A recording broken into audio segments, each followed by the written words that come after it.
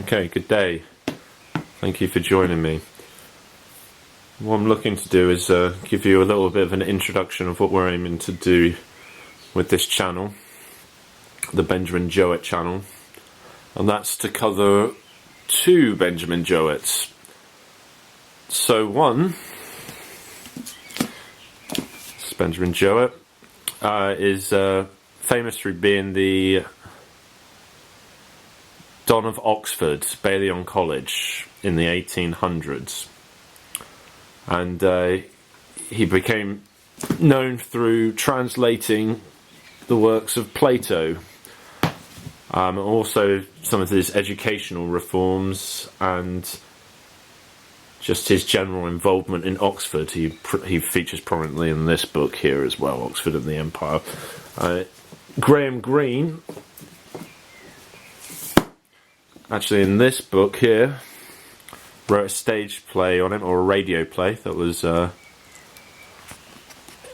performed for the BBC, a radio play, and we'll hopefully get to go through that at some point. So he was famous for translating the main works of Plato. He was also famous for a contribution he had to this book, which is Essays and Reviews. Now this book was actually sold more copies than Darwin's Origin of the Species. This is a 4th edition. And his input into this, here we go, on the interpretation of Scripture. This was, is it the interpretation of Scripture? Give me one. Yes, yeah, it is. Yeah, this was his readings of St. Paul, and it was actually this book that got him in a significant amount of trouble, and he had a reduction of salary. He also was famous for, this is a Benjamin Jowett translation of Thucydides, Aristotle's Politics. But what was interesting and what drew me to studying Benjamin Jowett was first finding out about him through my grandmother's notes on the family tree. So Benjamin Jowett is actually a distant ancestor of mine, and one of the reasons I became even more drawn to him was I only found this out a year or so ago, maybe a little bit more, no, about a year.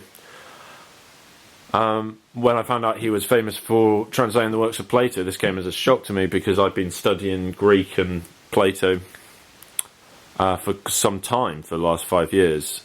So that kind of led me then into wanting to read as much as I could about him, because it was extra interesting because his interests aligned with my own. What I then went on to discover through his autobiography here was that his father, also named Benjamin Jowett, his father was actually Benjamin Jowett II. This is Benjamin Jowett III. That his father had spent the last 30 years of his life, 30 years, translating the Psalms. Now, it seems from what I can tell that the two of them actually didn't get on that well. And when Benjamin Jowett, younger, would ever quote the Psalms, I've never seen him ever make any reference to his father's work. Now, what was also interesting is the fact that his father this is published anonymously. I don't know if we got it here, just as the translator. Because his son was famous and shared the same name, and I can assume didn't approve.